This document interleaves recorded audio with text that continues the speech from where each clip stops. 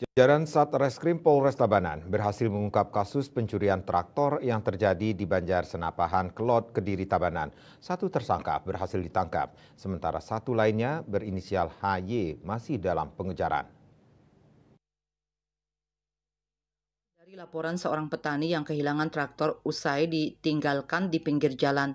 Namun saat kembali ke lokasi, korban mendapati traktornya sudah hilang dan segera melapor ke pihak kepolisian.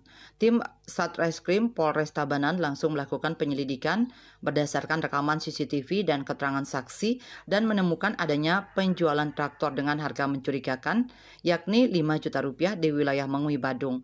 Setelah melakukan pendalaman, polisi berhasil menangkap tersangka Syamsul di tempat kosnya di Kediri, Tabanan. Samsul mengaku beraksi bersama rekannya inisial HY yang masih DPO dengan cara mengangkutnya menggunakan mobil pick-up sewaan. Kasat Reskrim AKP Muhammad Taufik Effendi mengatakan modus operandi pelaku cukup sederhana dengan berkeliling pada siang hari untuk mencari target, kemudian beraksi pada malam hari dengan mengangkut traktor ke mobil pick-up. Pelaku mengaku hasil penjualan traktor digunakan untuk kebutuhan ekonomi.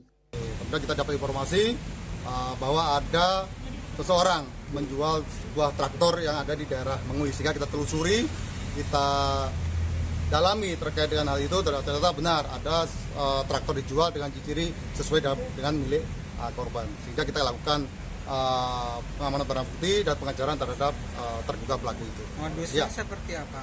Modusnya, jadi dari keterangan pelaku, dia artinya siang harinya dia melakukan survei terhadap beberapa tempat atau lokasi yang ada traktornya. Kemudian malam harinya pelaku bersama rekannya kemudian datang dengan mengendarai kendaraan yang sudah disewa oleh pelaku untuk mengambil traktor ini dengan menaikkan traktor itu di atas kendaraan.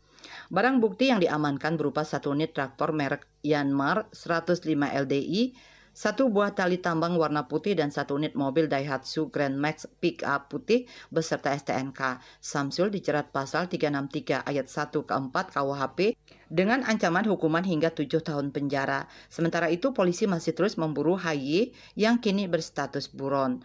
Raiswantara, Bali TV.